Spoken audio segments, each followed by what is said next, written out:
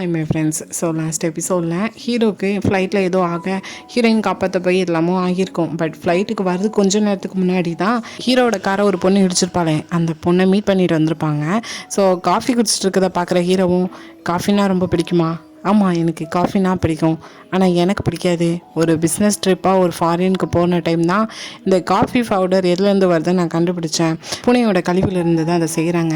சரி, எனக்கு ஒரு முக்கியமான வேலை இருக்குது, நான் போயிட்டு வரேன்னு சொல்லி கிளம்பும்போது அவளும் ஹீரோ ஸ்டாப் பண்ணிட்டு, உங்களுக்கும் எனக்கும் தான் பிளைண்ட் டேட்ஸ் அரேஞ்ச் பண்ணாங்க. நான் கோஇன்சிடென்ஸாக மீட் பண்ண அது எல்லாமே கொஞ்சம் ஒர்க் அவுட்டாக நேச்சுரலாக இருக்கும்னு பார்த்தேன் நம்ம ரெண்டு பேருக்குள்ள அப்படின்னு சொல்லும்போது, அதுக்கு ஹீரோவும், இனி இப்படி விளையாட்டுத்தனம்லாம் வேணாம், இனி எதுனாலுமே ஸ்ட்ரெயிட்டாக வந்து பேசுகிறது தான் நல்லதுன்னு சொல்லிட்டு கிளம்புறாங்க. இதுக்கப்புறம் தான் ஃப்ளைட்டில் ஹீரோவுக்கு உடம்பு சரியில்லாமல் ஆனது எல்லாமே. ஸோ இப்போ ஜெய்ஜோ ஐலாண்டில் ஹாஸ்பிட்டலில் தான் இருக்குது. ஹீரோயினும் கண் முழிச்சிட்டு, நான் இறந்துட்டேன்னா, ஏன்னா சுற்றி எல்லாம் வெள்ளையாக இருக்குது, நான் சொர்க்கத்துக்கு வந்துட்டேனான்னு சொல்லி பார்த்தா பக்கத்துலேயே பக்கத்து ரூம்மேட் வந்து நிற்கான். நான் இல்லாமல் உன்னை யார் தனியாக போக சொன்னதுன்னு சொல்லும்போது, இப்போ எனக்கு ஒன்றும் இல்லை, ஹீரோக்கு எப்படி இருக்குது, ஹீரோ நல்லா தானே இருக்குன்னு சொல்லிட்டு ஹீரோவை பற்றி கேட்கும்போது அப்படியே ஹீரோ தான் காட்டுறாங்க. ஹீரோக்கு கொடுத்துருக்குற அந்த டேப்லெட் வந்து ஹார்ட் டிசீஸ்க்குள்ள டேப்லெட் போல. ஸோ அது ஒன்றுமே இல்லாத ஹீரோக்கு போட்டதுனால கார்டியாக் அரெஸ்ட் வந்துருக்குன்னு சொல்லிட்டு டாக்டர் இப்போ எக்ஸ்பிளைன் பண்ணிட்டு இருக்காங்க. ஸோ கொஞ்சம் நல்லா ரெஸ்ட் எடுத்தால் போதும், எல்லாமே நல்லா ஆகிரும்னு சொல்லிட்டு போகும்போது, சரி அந்த பொண்ணுக்கு எப்படி இருக்குது, இந்த பொண்ணு எனக்கு தெரியல சார்னு சொல்லும்போது, அதான் சின்சியரி, நான் போய் செக் பண்ணுறேன், இல்லை வேணாம் அவளுக்கு ஃபுல்லாக பாடி செக்அப் பண்ணுங்கன்னு சொல்லிட்டு ஹீரோ சொல்லி விடுறாங்க. அதே மாதிரி ஹீரோயினுக்கு ஃபுல்லாக பாடி செக்அப் பண்ணுறாங்க. ஸோ இப்போ ஏஜென்சியோட சிஏஓ பக்கத்து ரூம்மேட்டுக்கு கால் பண்ணிவிட்டு, நான் கேள்விப்பட்டேன் ஹீரோயினுக்கு ஏதோ பிரச்சனைன்னு சொல்லிட்டு, இப்போ எல்லாமே ஓகே தானே, அது மட்டும் இல்லை நீங்கள் ரெண்டு பேரும் நல்லா க்ளோஸ்ன்னு கேள்விப்பட்டேன், அதாவது அக்கா தம்பி மாதிரி, ஸோ கொஞ்சம் நல்லா பார்த்துக்கோ அப்படின்னு சொல்லும்போது, நீங்கள் தப்பாக புரிஞ்சு வச்சுருக்கீங்க, இது ஜஸ்ட் ஒரு பிஸ்னஸ்க்காக மட்டும்தான் நான் அவள் கூட வந்திருக்கேன், மற்றபடி வேறு எதுவும் இல்லைன்னு சொல்லிட்டு காலை கட் பண்ணுறான். ஆனால் இப்போ ஹீரோயின் என்னென்னா, ஹீரோவை பார்க்கணும்னு சொல்லிட்டு ஹீரோவோட ரூம் வேறு பக்கம் இருக்கும். ஸோ அங்கே இருக்கிற நர்ஸிட்ட போய் ஜாசேகின்னு சொல்லிட்டு ஒருத்தவங்க இங்கே அட்மிட் இருக்காங்களான்னு சொல்லும்போது, எதுக்காக நீங்கள் பார்க்கணும், நான் ஜஸ்ட்டு பார்க்க தான் வந்திருக்கேன், கொஞ்சம் வெயிட் பண்ணுங்கள் நான் கேட்டு சொல்கிறேன்னு சொல்லும்போது, ஹீரோயின் என்னென்னா கத்துறாங்க. அதுவும் இந்த ஜோசனில் எப்படி பேசுவாங்க அந்த மாதிரி டோனில், என்னடா இப்படி பேசுகிறான்னு சொல்லிட்டு அவங்க யோசிச்சுட்டு இருக்காங்க. அப்போ இன்னொரு நர்ஸிட்ட போய் கேட்கும்போது அவங்களும் வெயிட் பண்ணுங்கன்னு சொல்லும்போது, இதை பின்னாடி ஹீரோ நின்று கவனிச்சிட்டு இருக்காங்க. இங்கே என்ன உனக்கு வேலைன்னு சொல்லிட்டு ஹீரோயினை தான் தனியாக கூட்டிகிட்டு போகிறாங்க.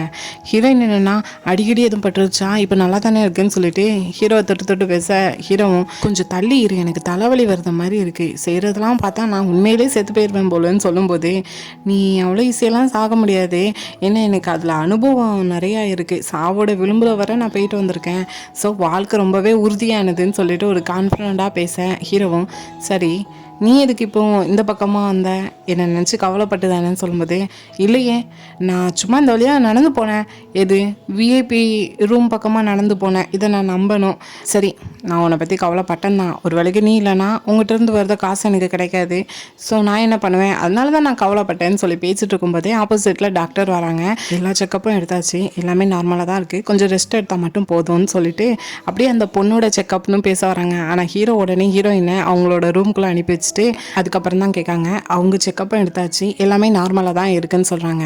ஆனால் இங்கே ஹீரோயினை பார்த்தா ஹீரோவோட ரூம் வந்து ரொம்ப பெரிய ரூமாக இருக்கும், ஹீரோயினுக்கு வந்து ரொம்ப சின்னதாக இருக்கும்.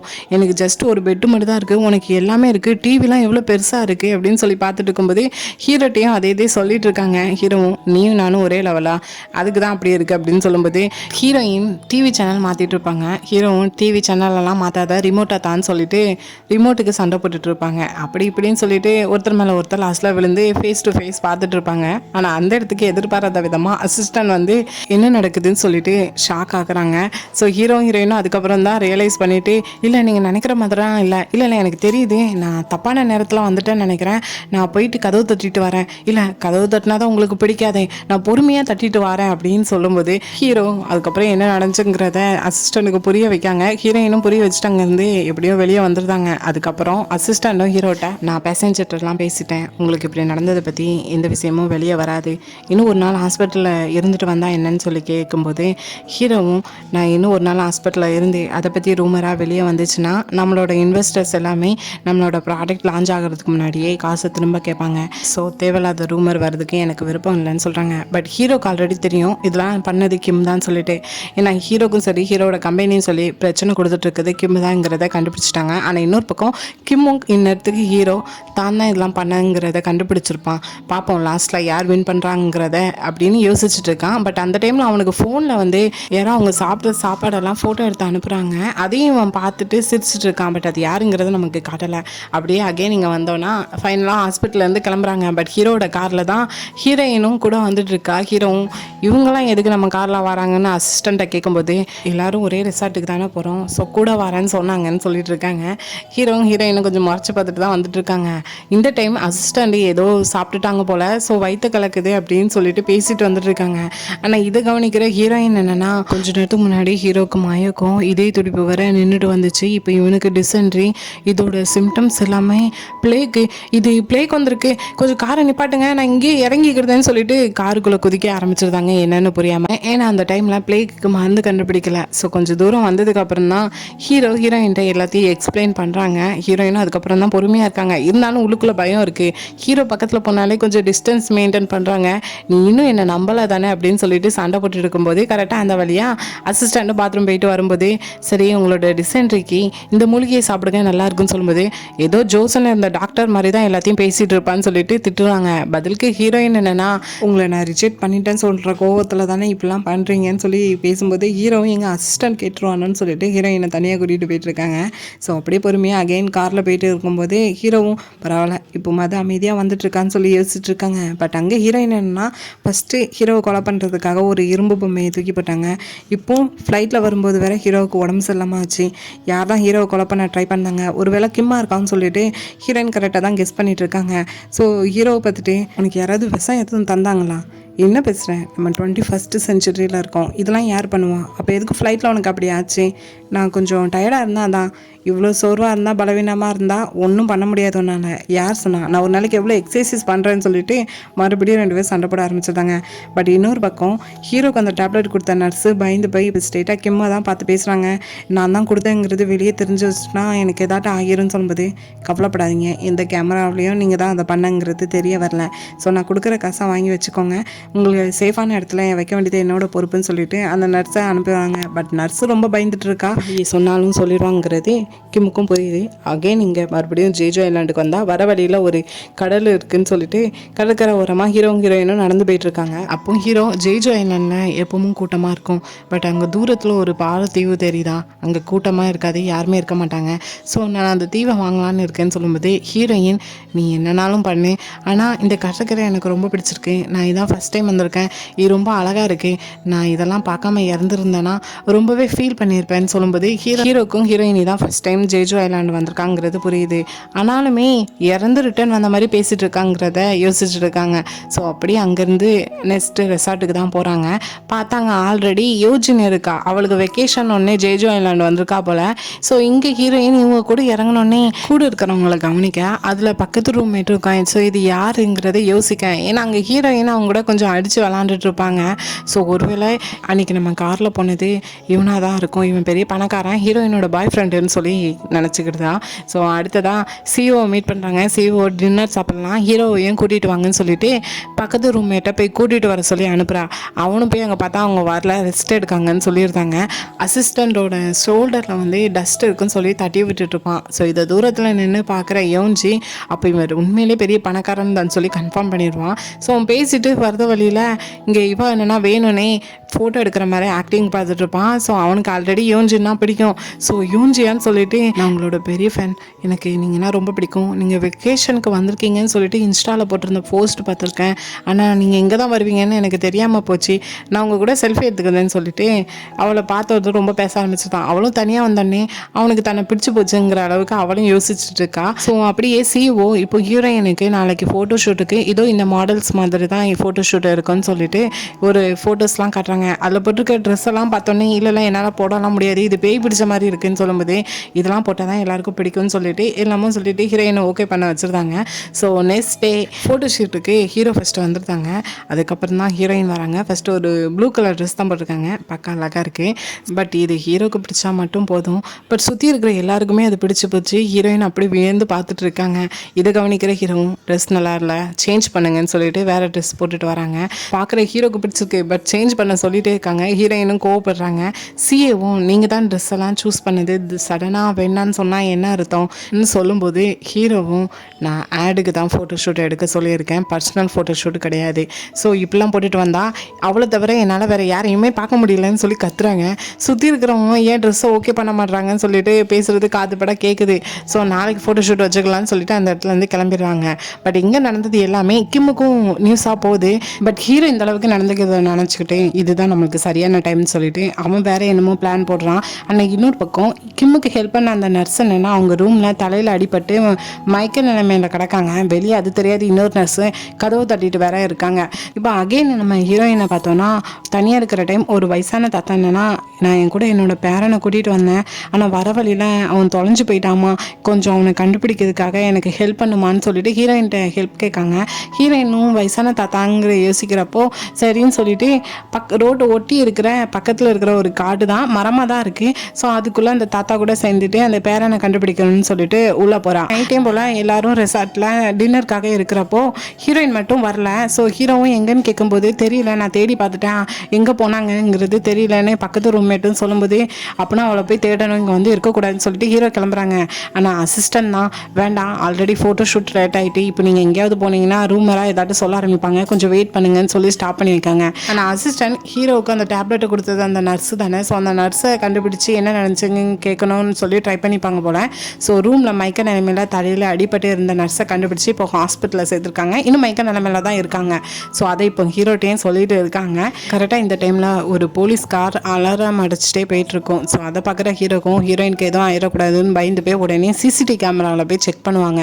செக் பண்ணதில் ஹீரோயின் கரெக்டாக அந்த தாத்தாட்ட பேசிட்டு அந்த காட்டுக்குள்ளே போனது அழகாக தெரியும். அங்கே நீங்கள் பார்த்தோன்னா ரொம்ப நேரம் தேடியும் அந்த பையன் கிடைக்கலன்னு ஹீரோயினே கேட்காங்க. உண்மையிலே இங்கே தான் உங்கள் பேர பையனை கூட்டிகிட்டு வந்தீங்களான்னு கேட்கும்போது ஆமாம்மா இங்கே தான் கூட்டிகிட்டு வந்தேன், ஆனால் எங்கே போனாங்கிறது தெரியலையே அப்படின்னு சொல்லிட்டு கையில் ஸ்நாக்ஸ் வச்சுருப்பாங்க, அதையும் கீழே போட்டுருவாங்க. ஸோ ஹீரோயினா அள்ளி கொடுத்துட்டு இருப்பாங்க. அந்த தாத்தாவும் இப்போ தான் என் கையை பிடிச்சி இங்கே வர நடந்து வந்தான், நான் எங்கே போனாங்கிறது தெரியலன்னு சொல்லும்போது உங்கள் பேரனுக்கு வயசு எத்தனை 7 அப்படின்னு சொல்லும்போது நீங்கள் பார்க்கறதுக்கு 80 வயசு மாதிரி இருக்கீங்க, ஆனால் உங்கள் பேரனுக்கு வயசு 7 தானா? யார் சொன்னா எனக்கு 80ன்னு? நான் சீக்கிரமாகவே கல்யாணம் முடிஞ்சிட்டு எனக்கு வயசு 55 தான் சொல்லி பேசிட்டு இருக்கும்போதே கரெக்டாக தூரத்தில் நின்று தாத்தான்னு சொல்லிட்டு அவங்களோட பேரை ஓடி வராங்க. ஆக்சுவலாக அவங்க அந்த ரெசார்ட்டில் வேலை பார்க்குறவங்க தான் போல்.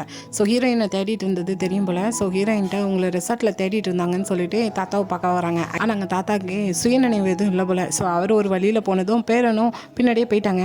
இங்கே ஹீரோயின் வழி தெரியாமல் காட்டுக்குள்ளே வேற ஒரு பக்கமாக போயிட்டு இருக்காங்க. இன்னொரு பக்கம் அவங்க பேரை அவங்க தாத்தாவை வீட்டில் விட்டுட்டு ரெசார்ட்டுக்கு போயிட்டாங்க. கரெக்டாக இப்போ தான் ஹீரோ ஹோட்டலை விட்டு வெளியே வந்து ஹீரோயினை தேடலான்னு சொல்லி போகும்போது நீங்கள் ஹீரோயினை பார்த்துட்டிங்களா, நான் காட்டு பக்கமாக பார்த்தேன்னு சொன்னோன்னே ஹீரோ கரெக்டாக காட்டுக்குள்ளே போகிறாங்க. ஆனால் இன்னொரு பக்கம் ஹீரோயினை பார்த்தோன்னா அந்த இருட்டெல்லாம் எங்கே போகணும் என்ன பண்ணணுங்கிறது தெரியாமல் ரொம்ப பயத்தில், இதுக்கு முன்னாடி எனதுக்கெல்லாம் பயந்தாங்களும் மொத்த பயமும் அந்த இடத்துல வந்து நிற்குது ஹீரோயினுக்கு. ஸோ இப்படி ஸ்டக்காகி நிற்கும்போது தூரத்தில் ஹீரோ லைட் அடிச்சுக்கிட்டே ஓடி வந்து ஹீரோயினை ஹக் பண்ணுறாங்க. ஹீரோயினை விட ஹீரோ ரொம்ப பயந்துட்டாங்க போல். அடி எங்காவது பட்டிருக்கான்னு கேட்கும்போது கையில் மட்டும் அடிபட்டிருக்கு. ஸோ ஹீரோவும் கோவத்தில் உன்னை யார் எதுவும் தெரியாத இடத்துக்கு வர சொன்னதுன்னு சொல்லும்போது நான் இங்கே ஒருத்தருக்கு ஹெல்ப் பண்ண தான் வந்தேன், தெரியாதவங்களை நம்பி எதுக்கு இவ்வளோ தூரம் வந்தேன், எதாட்டும் உனக்கு ஆயிருந்தா என்ன பண்ணுறது? ஹீரோயினும் நீ என்ன நினச்சி கவலைப்படுறியா, பேச்சை மாற்றாத, நம்ம இங்கே வந்திருக்கிறது பிஸ்னஸ் வேலையா, ஆனால் நீ தனிப்பட்ட வேலையாக என்னென்னாவும் பண்ணிகிட்டு இருக்க, இதனால உனக்கு எதாட்டும் ஆயிடுச்சுன்னா என்னோட பிஸ்னஸ் தான் கெடும், நீ இப்படி எதுவுமே செய்யக்கூடாதுன்னு சொல்லிட்டு ஹீரோயின் மேலே இருக்கிற கேரில் தான் ஹீரோ இப்படிலாம் பேசுகிறாங்க. ஆனால் ஹீரோயின் என்னென்னா சரி நீ சொன்னது எனக்கு எல்லாமே புரிஞ்சிச்சு, இனி ஒரு முறை எனக்கு ஏதாவது நடந்துச்சுன்னா என்னை தேடி நீ இப்படி வர வேண்டாம், இன்னிலேருந்து நம்ம 2 பேரும் ஒரு ஸ்ட்ரேஞ்சர் தான் சொல்லிட்டு மறுபடியும் அங்கே ரெசார்ட்டில் நடக்கிற டின்னருக்கு தான் போகிறாங்க. ஆனால் அங்கே 2 பேரும் ஒருத்தருக்கு ஒருத்தர் பேசிக்கிடலை. ஆனால் ஹீரோயின் ஒரு தாத்தாக்கு ஹெல்ப் பண்ணியிருக்காங்களா. ஸோ அவங்களோட பேரை வந்துட்டு ஹீரோயின் இன்னைக்கு என்னோட தாத்தாக்கு ஹெல்ப் பண்ணியிருக்காங்க, ஸோ நான் அவங்களுக்காக எல்லா டேபிளுக்காகவும் ஒரு ஒயின் கொடுக்கன்னு சொல்லிட்டு ஒயின் ப்ரெசென்ட் பண்ணுறாங்க. ஸோ ஹீரோயின் இருக்கிற எல்லா ஒயினையும் மொத்தமாக ஊற்றி கிளாஸில் எல்லாருக்கும் ஷேர் பண்ணாங்க. எல்லாருமே குடிக்காங்க. ஃபஸ்ட்டு அசிஸ்டண்ட்டும் குடிக்கலை, அதுக்கப்புறம் அவரையும் குடிக்க வச்சாச்சு. ஆனால் ஹீரோ கொஞ்சம் தான் குடிக்காங்க. ஆனால் ஹீரோயின் இருக்கிற மொத்த ஒயினையும் அவங்க தான் நிறைய குடிக்காங்க. கொஞ்சம் நேரம் கழிச்சு பார்த்தா ஹீரோயின் வேற ஒரு இடத்துல தூங்கி எந்திக்காங்க. ஆனால் போதையில் தான் இருக்காங்க. சுற்றி பார்த்தா ஹீரோ மட்டும் தான் நிற்காங்க. எதுக்கு என்ன இங்கே கொண்டு வந்தேன், என்கிட்ட பேசக்கூடாது தானே சொன்னேன்னு சொல்லிட்டு ஹீரோட்ட சண்டை போட்டுட்டு ரெசார்ட்டுக்கு நடந்து போயிட்டு இருக்காங்க. பின்னாடி ஹீரோவே வந்துட்டு இருக்காங்க. திடீர்னு ஹீரோயின் என்ன நினச்சாங்கன்னு தெரியல, நம்ம சேனல்லையே மை லவ்லி சாம்சன் சொல்லிட்டு ஒரு ட்ராமா போட்டிருப்பேன், அதில் ஹீரோயின் தன்னோட நியூ லைஃப்பை ஸ்டார்ட் பண்ணணும்னு சொல்லிட்டு இதே ஜெய்ஜோ ஐலண்டில் ஒரு மலை ஏறியிருப்பாங்க. ஸோ அந்த ட்ராமாவை பார்த்துட்டு ஹீரோயினும் இப்போ ஹீரோட்ட அந்த சாம்சனே மலை ஏறினா நானும் ஏறணும்னு சொல்லி கேட்கும்போது எதுக்கு மலை ஏறுறேன் நான் வேறு இடத்துக்கு கூட்டிகிட்டு போகிறேன்னு சொல்லிட்டு கடற்கரையில் போய் நிற்க விட்றாங்க. உனக்கு கடற்கரை பிடிக்கும் தானே சொன்னேன் அப்படின்னு சொல்லிட்டு. ஆனால் ஹீரோயின் தூரத்தில் இருந்தால் அவள் ஹீரோ கட்டின அந்த பாறை தீவை பார்த்துட்டு அழகாக இருக்குன்னு சொல்லும்போது அடுத்ததாக ஹீரோயின் அங்கேயே கூட்டிகிட்டு போயிட்டாங்க போல. இன்னொரு பக்கம் கிம் என்னன்னா இப்போ ஹீரோக்கு பிளைண்ட் டேட்டுக்கு ஒரு பொண்ணு அரேஞ்ச் பண்ணாங்களே, அவள் பேர் ஆக்சுவலாக டேகி. ஸோ அவளை தனியாக மீட் பண்ணுறாங்க. ஸோ என்ன நடக்க போகுதுங்கிறது தெரியல. அகெயின் இங்கே ஹீரோயினும் பார்த்தோன்னா அந்த தீவில் தான் இருக்காங்க. இங்கே இருக்கிற அலை அதிகமாகும் போது இந்த இடம் பாறை மாதிரியும் குறையும் போது தீவாகவும் இருக்கும். இது உனக்கு தெரியாதா என்னன்னு சொல்லும்போது ஹீரோயின் இப்போ ட்ரிங்க் பண்ணதுனால என்னன்னு தெரியல, நம்மளோட லைஃப்பில் எப்பவும் நம்மளுக்குன்னு இருக்கிற அந்த குட் மெமரிஸை நம்மளோட லாஸ்ட் காலம் முடிச்சுலாம் நம்ம கூட கொண்டு போனோம். ஆனால் வாழ்ந்துட்டு இருக்கிற டைம் நம்ம கூட இருக்கிறத கெட்டதோ நல்லதோ அது எப்பவும் நம்ம தள்ளி தான் வைக்கணும். நம்மளோட வீக்னஸ் என்னங்கிறத மற்றவங்களுக்கு நம்ம காட்டிடக்கூடாது. கொஞ்ச நேரத்துக்கு முன்னாடி என் மேலே நீ கோவப்பட்டதை நினச்சி இப்போ நீ கொஞ்சம் கவலைப்படுற தானே, ஆனால் பரவாயில்ல, நான் அதை பெருசாக எடுத்துக்கல, நீ அதை பற்றி கண்டுக்கிடாதன்னு சொல்லும்போது ஹீரோனா நான் அதை நினச்சி கவலைலாம் படலை. ஆக்சுவலாக நீ எங்கே இருந்தாலுமே உன்னை நான் கண்டுபிடிச்சிருப்பேன். உன்னை கண்டுபிடிக்கிற வரைக்கும் நான் பைத்தியமாக தான் இருந்திருப்பேன். ஆனால் நீ என்னை டிசப்பாயின்ட் பண்ணியிருந்தாலும் நீயும் ஓகேவா இருந்தா எனக்கு அது போதும். ஆனால் கொஞ்சம் நேரத்துக்கு முன்னாடி நான் உங்கள்கிட்ட அப்படி நடந்ததுக்கே என்னை மன்னிச்சிக்கோ. நான் இப்போ உனக்கு ஒரு சான்ஸ் தரேன். நான் இப்போ ஒன்று பண்ண போகிறேன். நான் 3 செகண்ட்ஸ் தரேன். நீ இப்போ போகணுன்னா போயிரு அப்படின்னு சொல்லும்போது ஹீரோ பேசினதெல்லாம் கேட்டுட்டு ஆல்ரெடி மெல்ட் ஆகிட்டாங்க. ஸோ 3 செகண்ட்ஸ் டைம் 1 2 3ன்னு சொல்லிட்டு கிஸ் பண்ணலான்னு சொல்லிட்டு பக்கத்தில் போனால் ஹீரோயின் விலகிடுறாங்க. ஆனால் மனசுக்குள்ளே இல்லைன்னா நான் என்னை லவ் பண்ணாமல் இருக்கிறதுக்கு என்ற ரீசனே இல்லைன்னு திங்க் பண்ணிட்டு இருக்காங்க. ஹீரோவும் இவளுக்கு இஷ்டம்லாம் நினச்சி விலகி போனால் இப்போ ஹீரோவோட கையை பிடிச்சிக்கிறாங்க. ஹீரோவும் நீ தான் ஃபஸ்ட்டு என் கையை பிடிச்சேன்னு சொல்லிட்டு ஹீரோயினோட கையில் கிஸ் பண்ணிட்டு அப்படியே லிப்லேயும் கிஸ் பண்ணி அப்படியே இந்த ட்ராமா முடியுது. ஸோ அப்படியே ஜோசனில் என்ன நினச்சி கட்டுறாங்க. இங்கே எப்படி ஹீரோயின் ட்ரிங்க் பண்ணாங்களோ அந்த டைமில் ஹீரோயின் தனியாக யாருக்கும் தெரியாமல் அரண்மனை பின்னாடி இருந்து ட்ரிங்க் பண்ணியிருக்காங்க. ஆனால் அது கரெக்டாக இளவரசராக இருந்த ஹீரோவும் பார்த்துட்டு என்ன யாருக்கும் தெரியாமல் தனியாக இந்த டைம் ட்ரிங்க் பண்ணிட்டு இருக்கேன், இதை யாருக்காட்டு தெரிஞ்சால் எவ்வளோ பிரச்சனையாகும்னு சொல்லிட்டு ஹீரோயினை சும்மா காமெடியாக மிரட்டிட்டு இருக்காங்க. ஸோ இதோட இந்த எபிசோடு இங்கே முடியுது. ஸோ கண்டிப்பாக இந்த ஜெய்ஜோ என்ன ட்ரிப் எல்லாருக்கும் பிடிச்சிருக்கும்னு நினைக்கிறேன். நெக்ஸ்ட் எபிசோடு வகை இன்னும் 4-5 டேஸ் வெயிட் பண்ணணும். ஸோ அது வரைக்கும் பொறுமையாக இருப்போம். இந்த வீடியோ பிடிச்சிருந்தா லைக் பண்ணுங்கள், ரொம்ப பிடிச்சிருந்தா எஸ்கே தீபக் ட்ராமாவை சப்ஸ்கிரைப் பண்ணுங்கள். தேங்க்யூ. Bye bye friends.